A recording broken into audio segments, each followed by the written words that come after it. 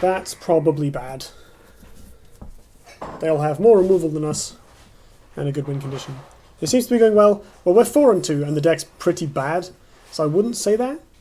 But, yeah, it's okay. This is quite a nice hand, though. We can play this or this. So if my opponent misses their 2-drop, we jam this.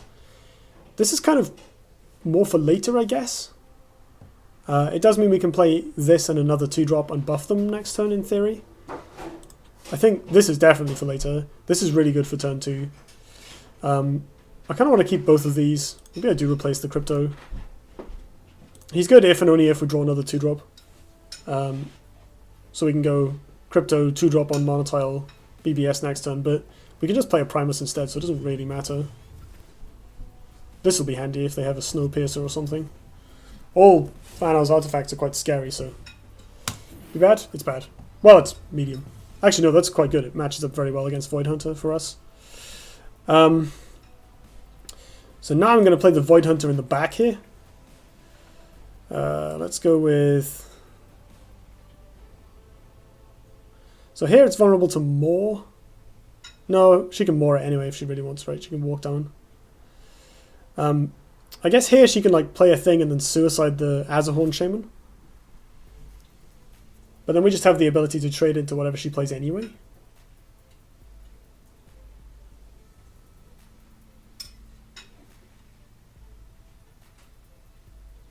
Yeah, okay. I'm going to replace Grimes for now, because hopefully we're going to draw a card at some point in this game, which means we won't need these expensive cards as much immediately. We have this as well, and this. So we're going to have our hands full playing 2 cards a turn for a little while. Don't need the 6 drops. So this is so far so decent. If she plays a powerful minion and buffs it here, we could be in some trouble. But then, alright. So this is kind of what we want to see. So as a Horn Shaman going here, we get a free kill on it with the Void Hunter. It's really nice even with 2/3s because the Void Hunter draws a card. So it's just a lot of value. Yeah. Flee. Don't get your mana tiles. Mwahaha.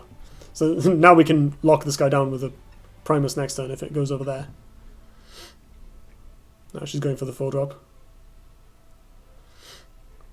So she can go 4-drop here and then I guess like 3-drop plus Chromatic would be a play.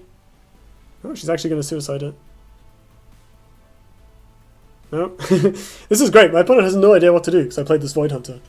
This is the power of Void Hunter. It's a surprisingly good card. And it does this in Constructed as well. Like, people just don't want you to get a 2-for-1. So they'll sort of bend hell and high water to... Sorry, I mixed my metaphors there. Bend heaven and earth. Okay, 3/5 Fenrir, that's pretty good. Or not? Goes face. Doesn't go face, okay. So I guess we just clear this Fenrir, right? Unless we draw... Let's see, if we draw Ephemeral Shroud or Chromatic Cold, that's a pretty brutal hit. Because we can kill this for free and then dispel this and either hit it with Kara or just crunch it with the Chromatic in the first place. These cards are all kind of good. We can Blaze Hound on this Mana tile. Like, I'm probably just killing this anyway. Letting her have the 3/5. It's still okay, like. We can come down here, kill this Primus. It's not very easy for my opponent to interfere with me, and I can move up here as well. Or here, rather, maybe. Can't go here because it's Warbird. Does that mean the Crystal Cloak is the replace? Probably not. Probably this guy. Meh. I mean, actually, just jamming out 2 drops is fine.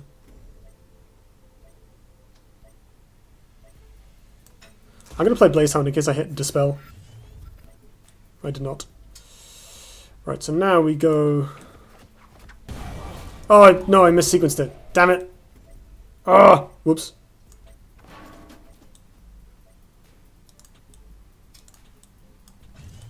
Oh, you were kidding. Oh.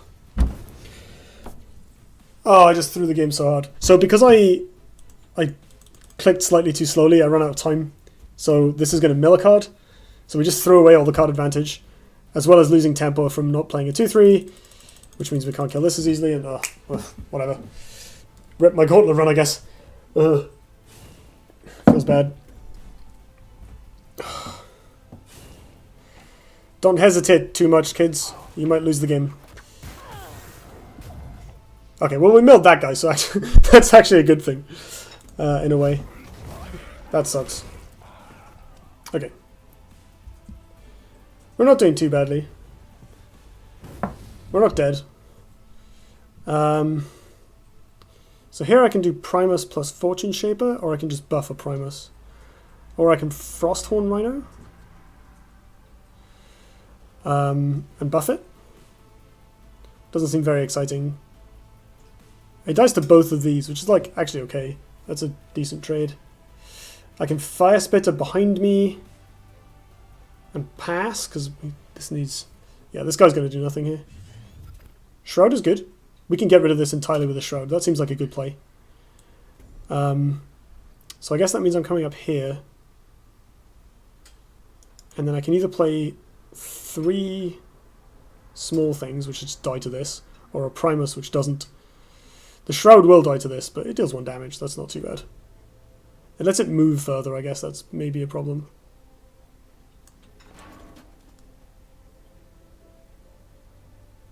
Yeah, so this helps because it slightly undoes the misplay. Right.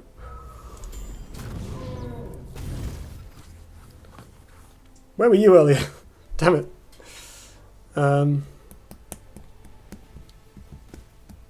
If I'd drawn that instead of the instead of a 2-drop, that would have been nice and easy. Oh, can't believe how rough that turn was.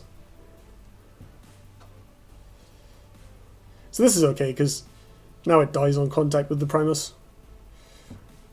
We're sort of down a card. Yeah, we are down a card, aren't we?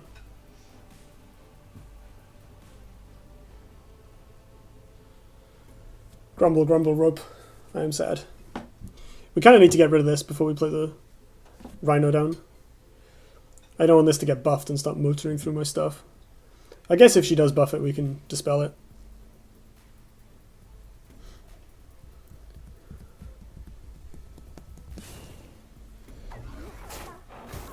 Interesting.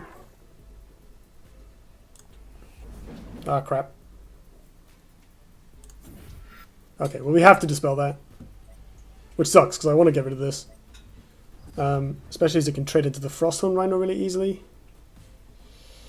So we can do Dispel... I think I'll replace this. Ooh! Okay, that's for next turn. And we'll hopefully win us the game. Fingers crossed. So I'm going to come this way. I want to kill this, but I also want to play around Wailing Overdrive. I can't do both. Sad face. Then I guess I won't do both.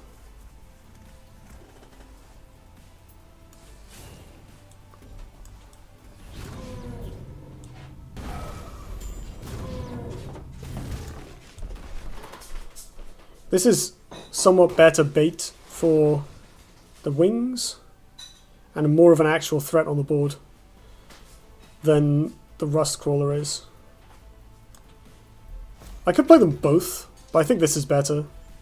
Like, we don't need to throw out cards, and this will be really handy if my opponent has an artifact.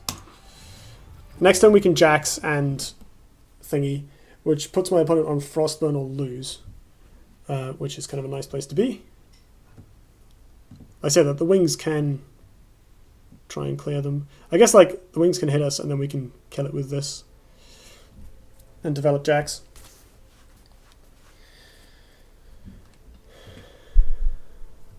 We also... What's the backup plan? Like, what if she plays something we just absolutely have to get rid of? Like, if she overdrives this, I think we're just dead. We've used our Dispel, so...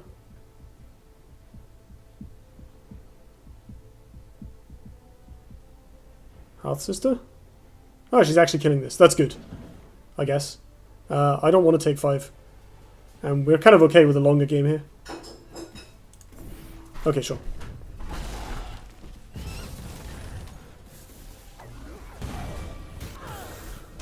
Sure. Something else bad, hopefully? He's blood tearing my guy. Sure. Ow. Hello. Hello. We have a Katie again. Hey. Right. I think we are playing this. Well, I know we're playing this. Where am I going to stand? I can't avoid getting hit by this guy. I can avoid getting hit by my opponent. But if I come here, I protect one of the Jax tokens, which could be useful.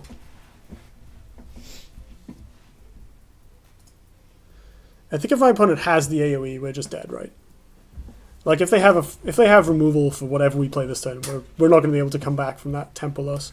We're taking 8, so we just kind of die in a couple of turns. Like this is sort of okay, but she can just trade into it on board. I can put it here, but she can run away from it. So I think Jax and Hope is the play.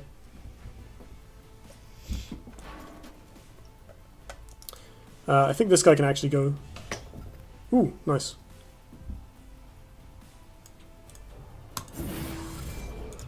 Right, so the aspect is good at least because it gives us some kind of out. Like if she has a Frostburn, we can play Rust Crawler plus Aspect of the Mountains and clear these and make a 5/5, which is like fine. Especially as the Blood Tear Alchemist isn't going to get to hit me. I'll probably still be dead. But like, you know what? Let's make a habit. Frostburn is a rare. You know, we don't have one, maybe she doesn't have one, maybe she hasn't drawn it. I'm just kind of reassuring myself here. Oh, there we go. She doesn't have it. Probably means we win. Because we can still do the Aspect of the Mountains thing if she tries to threaten us with big minions. Could be a Lightbender. Ranged unit? Circulus. Oh my. I mean, that's gonna die, right?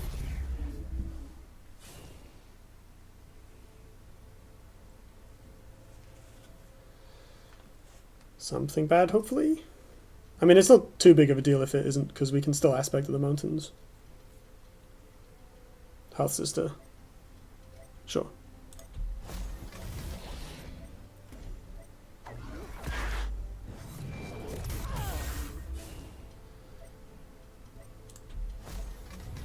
That guy's annoying.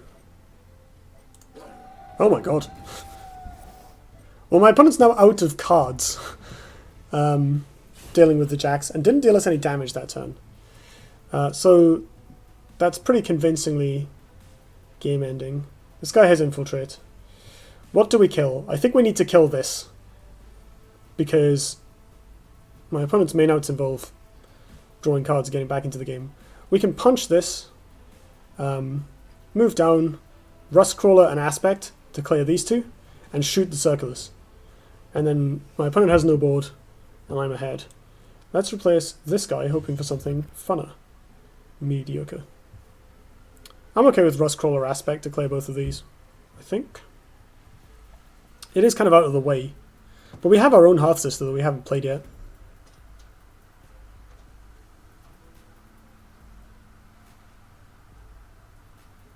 Possibly I want to stay where I am, actually. It protects the little things. Yeah. Alright, so come down here. Play a dude. Buff it.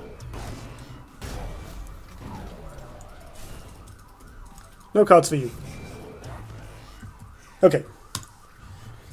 Life totals are even, hands are even. We have a 5/5/2, range 2/2s, and a random battle pet. Doing good so far. I hope. Yes! Okay. Jax did what Jax does. We won the game.